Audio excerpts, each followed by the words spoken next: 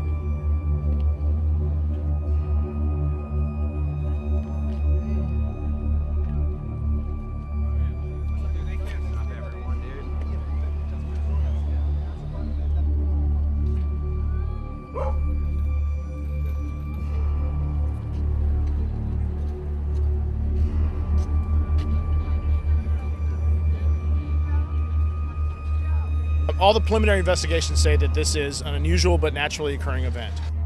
There'll be another news story. A horrible stench within.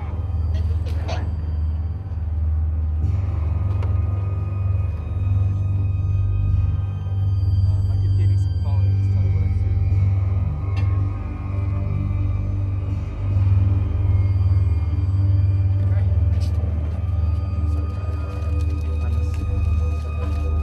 Well, thousands of fish are dead at the mouth of a shipping channel, as well as a dead whale that was reported in Venice today. The species include crabs, stingrays, eel, drum, speckled trouts, and redfish. The video you're about to see is not a gravel road. Those are the dead fish.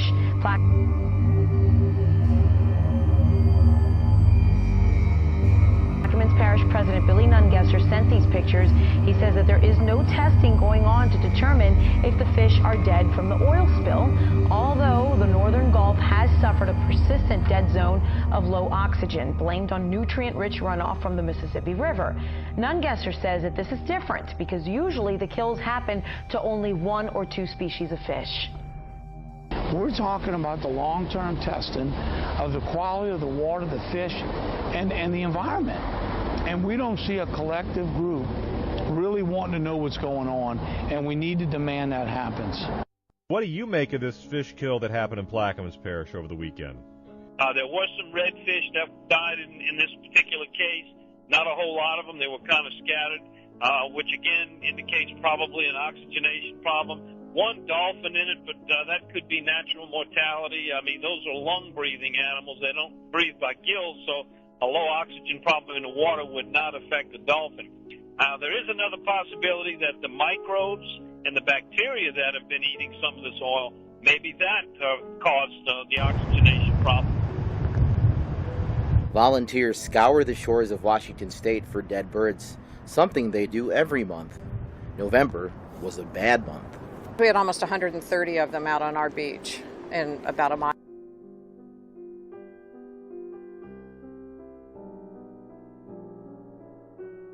stretch, plus 10 other species. So there were a lot of, it was a long day.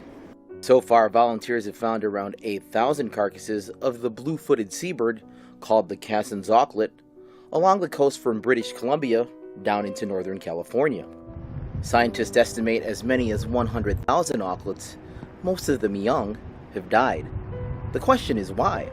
Researchers believe the Cassin's auklets flew closer to the shore than they normally do during their annual migration south. When they couldn't find the amount of food they're used to, they ended up dying of starvation and washed up along the shores of beaches like this. They're probably not finding food there or enough food, and that's causing some of the population to come closer to shore. And they're not finding food there, obviously, because they're dying and washing ashore. Tests confirmed the auklets likely died of starvation. Scientists say they didn't find any traces of other potential killers like oil, viruses, or bacteria. They now suspect warm water is to blame. Warmer than normal, that is, from California all the way up into the Gulf of Alaska. The birds feed on tiny shrimp-like creatures called krill, which grow in cold water. U.S. scientists say an expanse of exceptionally warm water has spread across the Pacific from the Gulf of Alaska to Japan. The auklet deaths are the latest in a series of marine life mortality events in the world's oceans. Fish, birds, and sea stars have been dying off in record numbers. In January, U.S. scientists published a study blaming disease for just over a quarter of the mass die-offs. Human actions like pollution caused 19%, and climate-related events factored into another 25%. There is a seasonal cycle in the ocean. It's warmer in the summer, at the end of summer, and colder at the end of winter. And last winter, it didn't cool off as much as usual. Some U.S. scientists predict the auklet die-off could spread to other marine life later this year. Chris Casquejo, CCTV, Ocean Park, Washington.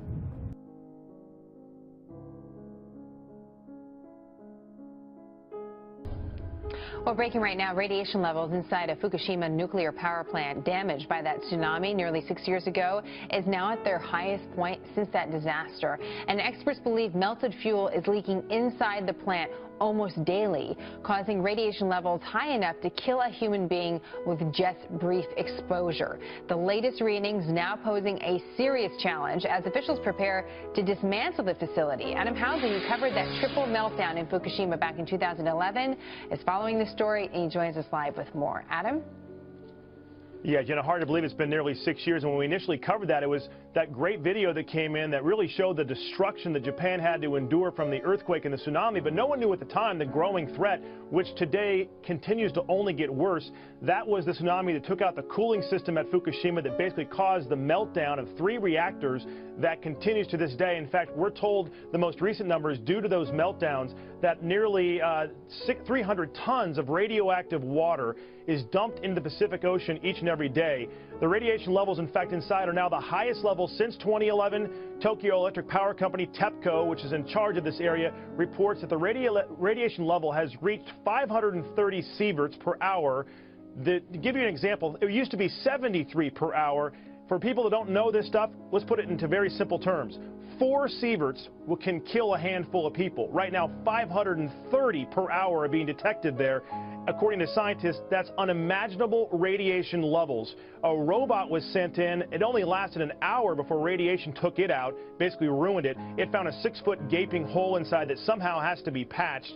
Now, due to this high level of radiation, the company assures the public everything will be fine, but we've heard this information from Japan before. There's been criticism even back 6 years ago when this first happened that Japan wasn't giving all the information out.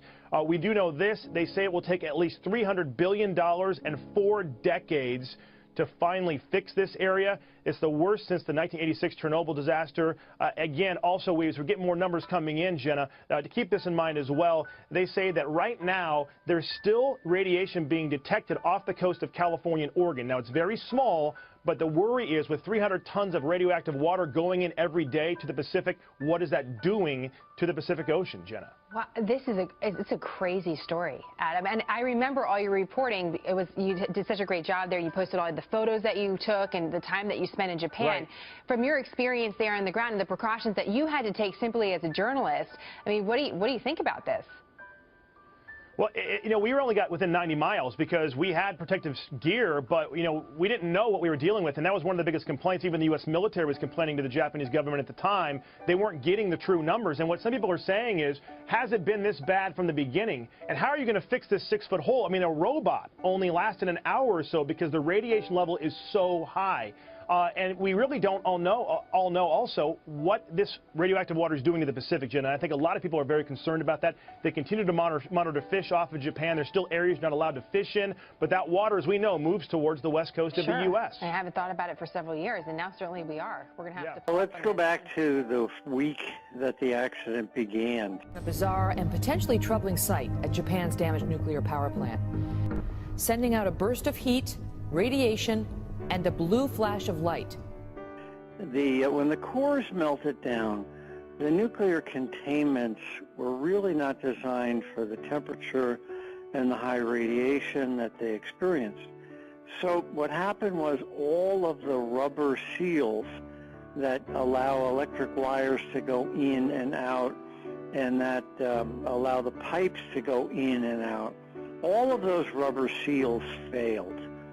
So even though the nuclear reactor core didn't melt through the concrete, what happened is that the groundwater is coming in through the holes in the walls.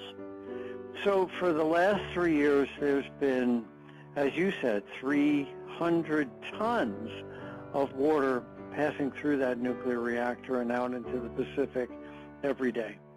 So the problem was in effect back a month after the nuclear accident occurred. And there were things they could have done back then. I recommended pumping down the groundwater, but between the pumps and the nuclear reactor having something called a zeolite trench. Zeolite is a really good material. It's volcanic that would capture all of the radioactive cesium and most of the other isotopes. Well, I was told 3 years ago that Tokyo Electric didn't have the money. Well, it's one of those pay me now or pay me later. Because they didn't keep that groundwater under control 3 years ago, now they're paying the price. So these typhoons come along and dump, as you said, 10 inches of rain, an enormous amount of rain in a very short time. And in addition to the 300 tons that's normally leaking in, now there's a lot more. So that all of the trenches that go connect different parts of the plant are now overflowing and leaking into the ground as well. You know, when you compare Fukushima to Chernobyl, the total release of radioactivity from Fukushima is worse than the total release from Chernobyl. Chernobyl may have released 20 or 30% more into the air, but this ongoing leak of radioactivity into the groundwater never happened at Chernobyl. Rice farmer Toshiyuki Nishiyama has all the latest gear to get the job done. His planter will sow 6 rows at a time, but these days his farm machines are in mothballs and his rice fields lie fallow. In the village of Kawauchi, about 13 miles from the Fukushima Daiichi nuclear power plant. The village is not officially in the mandatory evacuation zone, but it is contaminated with cesium fallout, and the farmers were told not to plant their rice fields. So the place is all but abandoned. So we've got the plant is continuing to bleed directly into the Pacific day in, day out, and whenever you get an excessive rainfall, essentially it pops an artery and flows even more hundreds of tons into the Pacific. And it's not a problem that's going to go away. After Chernobyl, a year after Chernobyl, they had pictures of the nuclear reactor core. And a year and a half after TMI, 3 Mile Island, they had pictures of the reactor core. Well, Fukushima is so radioactive, no one's gotten near it yet. We don't even know where this nuclear reactor core is, let alone try to stop it from leaking into the groundwater. It's a real mess. It could have been mitigated 3 years ago, but you know, the saying, the horse is out of the barn now and you're not going to get it back. Tokyo Electric was penny wise and pound foolish. There were chances to stop this in the first month, and they just didn't do it. And we know, Arnie, that TEPCO has been pumping hundreds of tons of highly radioactive water to storage tanks on the site, and that's pumped from the area around the reactor cores, even though we don't know where they are, and from the area generally. Now, the Japanese have repeatedly warned they're running out of storage. Did they dump some of that water into the Pacific? Well, they are running out of storage if you limit their storage space to the site. But right over the fence boundary is totally uninhabitable land too. So if they really wanted to, they could extend these tank farms into land that's adjacent to the plant. Politically, they don't want to do that. They want to start dumping water as opposed to capturing water. The biggest problem, in my mind, with these tanks, there's two problems. First off, if there's another severe earthquake, a Richter 7, not the Richter 9 that was off the coast, but a Richter 7, all of these tanks are not seismically qualified. And they'll all fail and run down into the Pacific in mass, which would be an insult to the Pacific that has never occurred in the history of the world. So the first issue is they've got all these non-seismically qualified tanks that they're throwing up still at 2 a week. And those tanks then run the risk of failure in a seismic event. The second thing, though, what TEPCO is doing is they're attempting to clean the water in the tank with filters. And they've been reasonably successful. You know, when they can do a tank, and there's so many tanks, there's still many they haven't gotten to, they can remove about 90% of the radiation from the tank. The radiation levels are still so high that if that tank were in any other country of the world, we certainly wouldn't think about releasing it into the Pacific. But considering how bad Fukushima is, the Japanese seem to consider that as, 90% is good enough. But the other half of that is that all of that radioactive material now is in filters, sitting in, like a Brita filter. When you take a Brita filter out of your sink, you can walk over your trash can and throw that Brita filter into the trash can. Well, the filters that TEPCO's using now contain all of that radiation that was in the water. And it's not just cesium. Cesium's bad enough. These filters are going to have to be stored for 300 years somewhere. But because the nuclear core is melted down, what we've got now is strontium, which is a really bad chemical. It's a bone seeker that causes all sorts of cancers, but also plutonium. The nuclear reactor has breached, and we're getting plutonium in the groundwater, which is now winding up in these filters. Well, plutonium stays radioactive for 250,000 years. And the Japanese are not being honest with their population. They're not telling them that, oh, by the way, in addition to these nuclear cores, whenever we find them, we've got thousands of filters that now have essentially pieces of the nuclear core in them that we're also going to have to store for 250,000 years. So by filtering the water, they've reduced the liquid problem, but they've created a huge solid radioactive waste problem that no one in the world is talking about. Where are they going to store all of these filters for 250,000 years? Most of that breach is in the form of liquid radiation leaking out. But, there's holes in the side of this thing that are continuously releasing gaseous radioactivity. So when they put that tent over top, that white tent over top of the building, that building was called the reactor building. It was designed to catch all those gases. And I can't figure out why they're doing it. They're basically allowing the airborne radiation that gets out to float freely throughout Fukushima Prefecture again. You know, it's nowhere near as bad as on the day of the accident, but if it were an operating plant anywhere in the world, the releases from that building would be called excessive and the reactor would be shut down. Of course, at Fukushima, there's a different set of rules in place. Since the big accident, we've heard almost nothing about the impacts on people in that region. There are accounts coming out of there of strange tumors, kids dying, pets dying. What have you heard, and can we ever expect an honest accounting from Japanese authorities? That's a pretty good summary, frankly. We continue to get information from people who live there about cancer rates and illnesses in general, not just cancer. You know, we think of radiation as a cancer-causing thing, but it also causes many other ailments.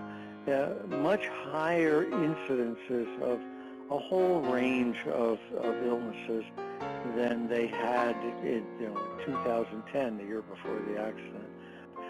So we know that gardeners, and plants that are outside the exclusion zone are seeing the effects of chronic levels of radiation that the Japanese government would choose to ignore.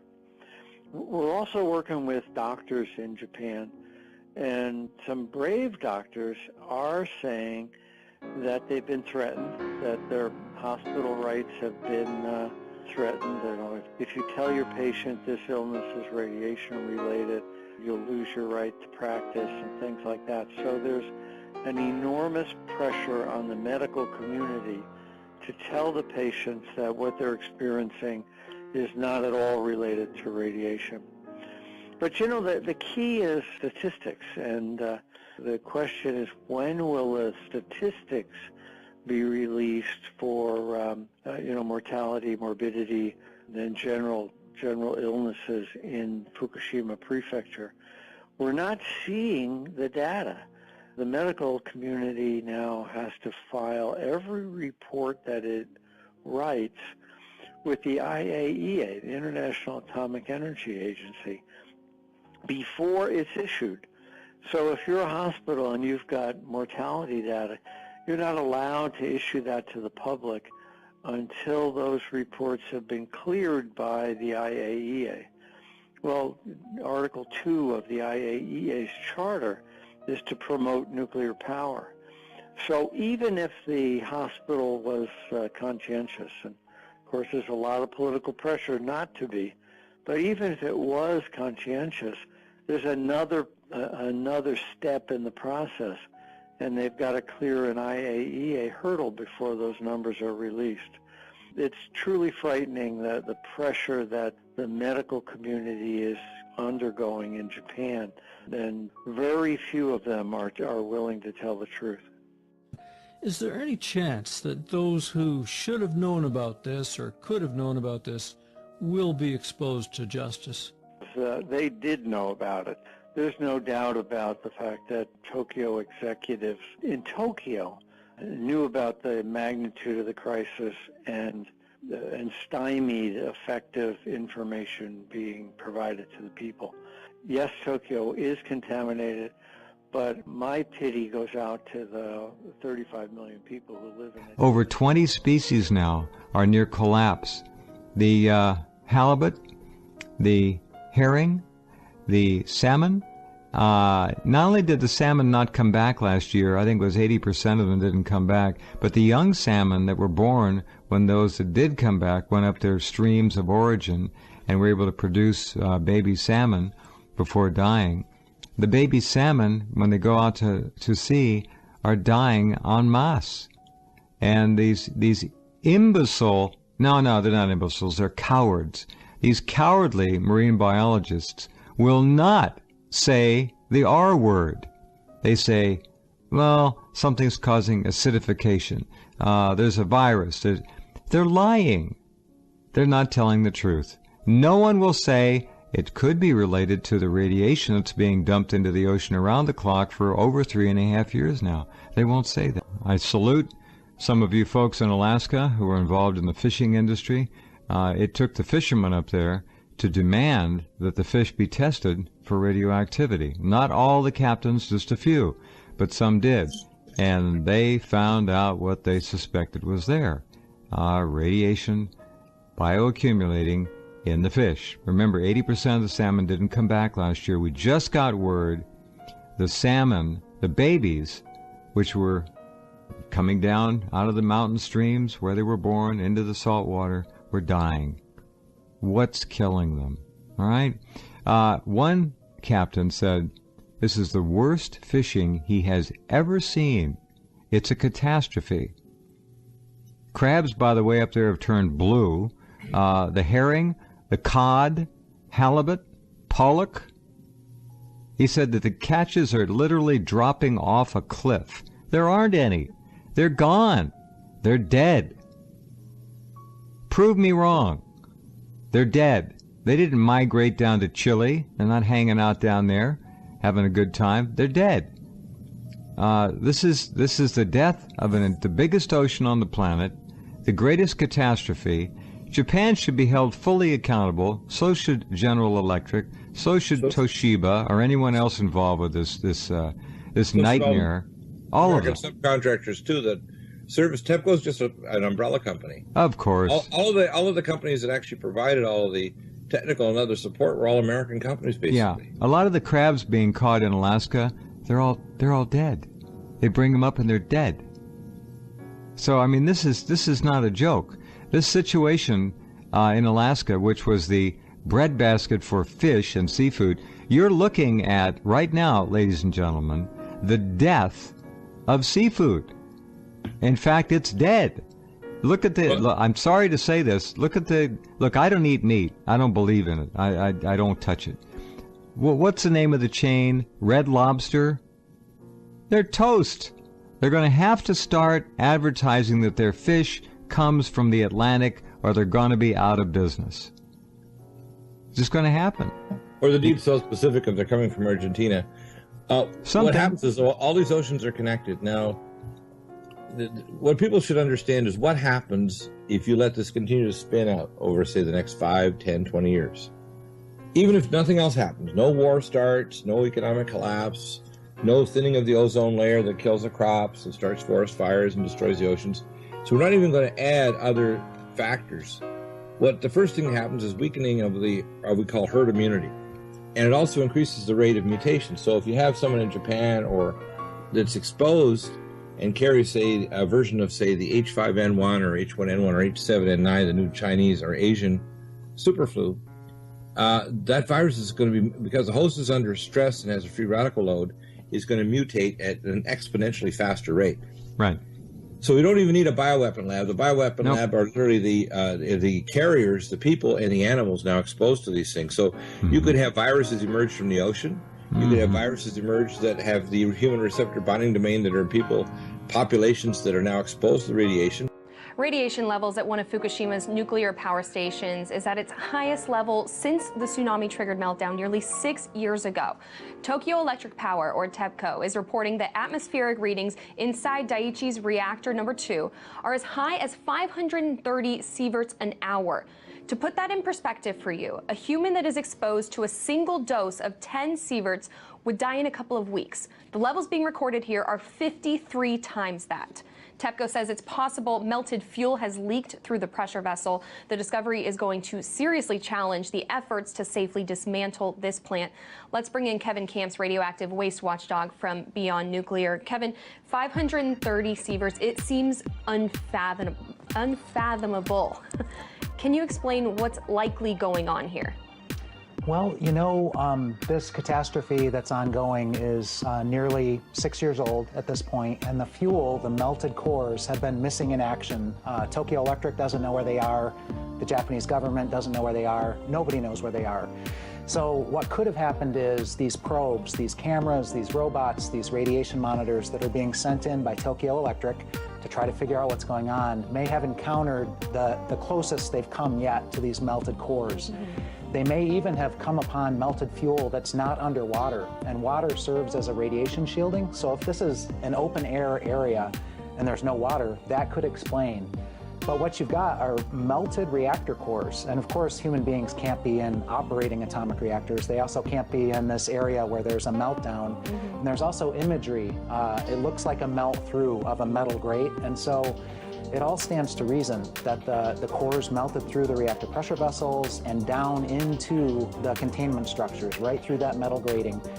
And it's not unexpected, but we still don't know where the cores are.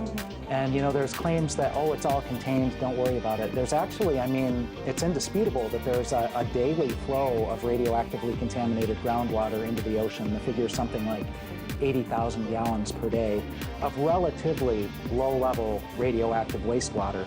And then you've got those storage tanks. We're talking 800,000 tons of highly radioactive water being stored in tanks, because every day they pour 100 tons of water on each of these 3 melted down cores.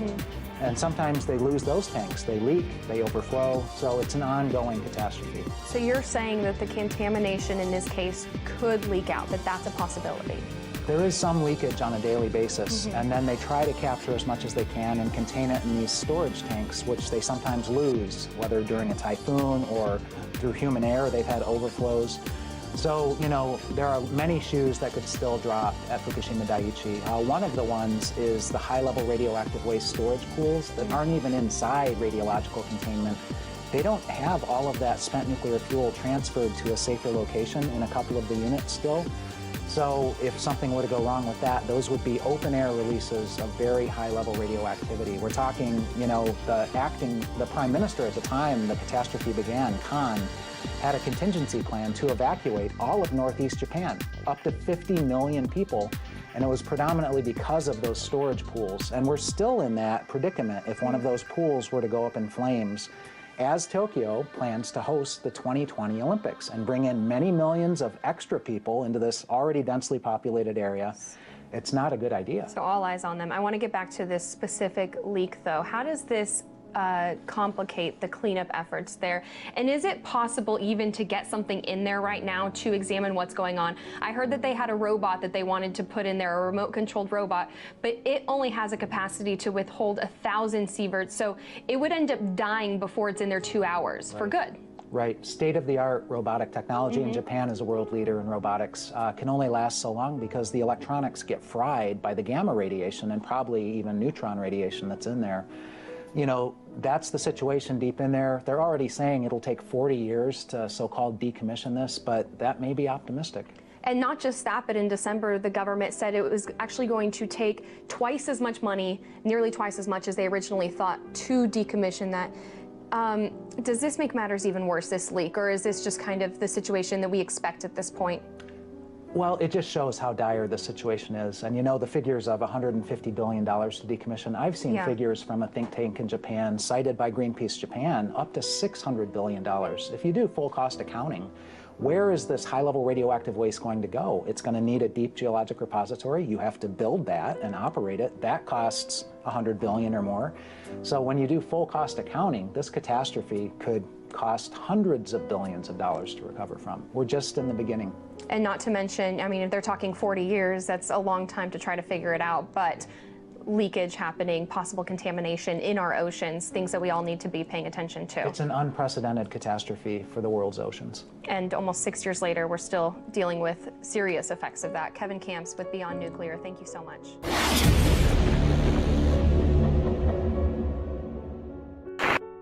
Hi everyone, Lisa Haven here, and I've got an intriguing report that you're going to want to hear. And that is this: bizarre events are happening in the Pacific Ocean. Now, we all know that Fukushima plays a huge role in all the abnormalities that have been washing ashore in California, in Hawaii, and on the coast of Japan. We also know that massive amounts of fish and animals and birds have been dying along the coastline, all of which the mainstream media continues to ignore. Now things are getting a little bit worse than they were before in this latest alarming report, and that is this. Feds are finding very bizarre results when they are surveying the ocean there in the Pacific. Check out this report from www.enenews.com, and it's titled Alarm, Feds Find Bizarre Results in Survey of Pacific Ocean. Record low numbers of fish. Experts say we pulled up that net and there was not a thing inside of it. This is really different than anything they have ever seen before. Now, that report on ENE News references another report from SeattleTimes.com titled Scientists Survey the Pacific Northwest Salmon Every Year. For the first time, nets are coming up empty. Scientists have been hauling survey nets through the ocean off the coast of Washington and Oregon for 20 years. And for the very first time in 20 years, they're coming up empty. The report goes on to say we were really worrying if there was something wrong with our equipment, said David Huff, an ocean ecology program manager in the fish ecology division of NOAA Fishers. He said, we have never hauled that net through the water looking for salmon and forage fish and not gotten a single salmon. 3 times, not once, not twice, but 3 times, they pulled that net up and there was not a thing in it. We looked at each other like, this is really different from anything we have ever seen. And they went on to say that this is very, very alarming. Imagine, we know that there are repercussions and consequences of things like Fukushima, but now it seems to be affecting our food supply. Not only are we having mass die-offs of fish come up on the coastline, but now we're missing fish altogether or having a low amount of fish. That's trouble, especially when you have a population and mouths This to one's Mm. feed. Titled Mass Die-Offs Reported in Pacific Ocean. Officials say no fish are out there anywhere over a very large area. What's happening? Where's their food? Alarming, frightening.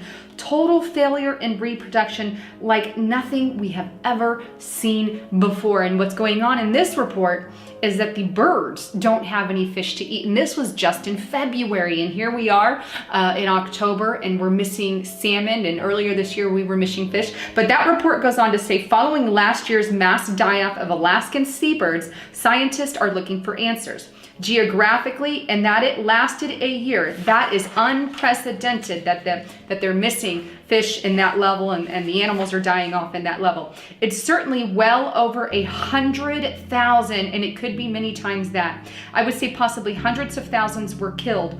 Almost always it's been because of starvation. Seabirds are top predators, they said. They're sort of sentinels for our environment.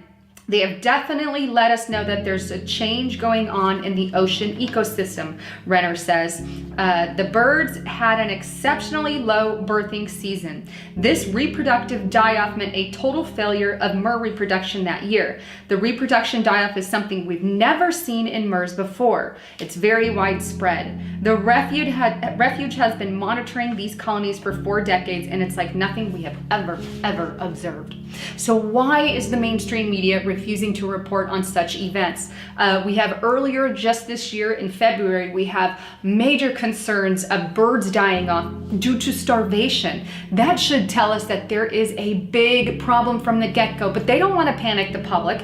They don't want to tell you the truth of what's going on. And now here we are in October and we have fish nets being brought up. They've been doing this for 20 years and there are no fish in the nets. No fish in the nets. This again, please make sure you're prepped and ready. But these are the kinds of things that the mainstream media is hiding from the public because they don't want you to know the true problems that are going on in the world. They don't want to reveal Fukushima, or they don't want to reveal, probably the chemtrails have a lot to do with what they're dropping in the waters and who knows what else. But we know depopulation is part of the agenda.